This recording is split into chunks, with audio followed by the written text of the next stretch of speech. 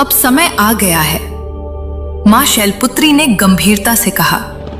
संसार फिर से हमें बुला रहा है, पर जो हमें देख नहीं पाते वो सोचते हैं हम नहीं आए। गुप्त नवरात्रि में हम प्रकट होती हैं, पर सिर्फ उनके लिए जो भीतर से जागे हों। मां ब्रह्मचारिणी ने सिर झुकाकर कहा, जो मौन में बैठता है वो हमारी आवाज सुनता है।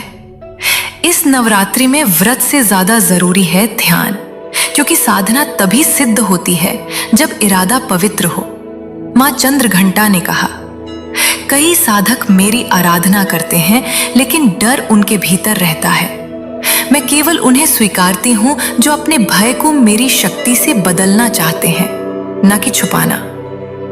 मां कुष्मांडा ने तेजस्वी मुस्कान के साथ कहा, मैं सृष्टि की जननी हूं, पर जो खुद को ही नहीं पहचानता वो मुझे क्या पहचानेगा। इस नवरात्रि जो भीतर की रचना समझेगा वही मेरी ऊर्जा को थाम सकेगा। मां स्कंदमाता बोली, मातृत्व कोई भाव नहीं, वो एक अवस्था है। जो मेरे नाम से जुड़ता है मैं उसे केवल संरक्षण नहीं देती, मैं उसके भीतर का लाचारपन खत्म करती हूँ। मां कात्यायनी ने स्पष्ट कहा, संकट तब तक बड़ा लगता है जब तक तुम मुझे नहीं पुकारते। मैं रास्ता दिखाती हूँ, लेकिन चाल तुम्हें खुद चलनी होगी। मां कालरात्रि की आंखों में तेज था।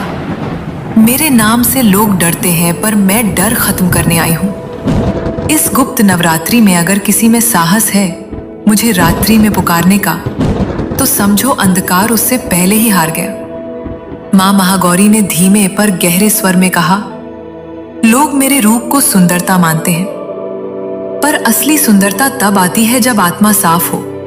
मेरी पूजा बाहर नहीं भीतर से होनी चाहिए। मां सिद्धिदात्री अंत में बोली, बहनों, हम सब एक साधक के भीतर तभी जागती हैं जब वो खुद को पूरी तरह समर्पित कर देता है। मेरी सिद्धि केवल उसी को मिलती है जो हर रूप को अपनाता है और हर रूप में श्रद्धा रखता है। मां शैलपुत्री ने सभी की ओर देखा और कहा, तो तय रहा, हम उतर रही हैं। लेकिन इस बार वो ही हमें पाएगा जो ढोंग नहीं, भक्ति लेकर आएगा। और सभी देवियां एक साथ बोली, हम आ रही हैं। शरीर से नहीं, आत्मा से देखोगे तो हमें हर दिशा में पाओगे।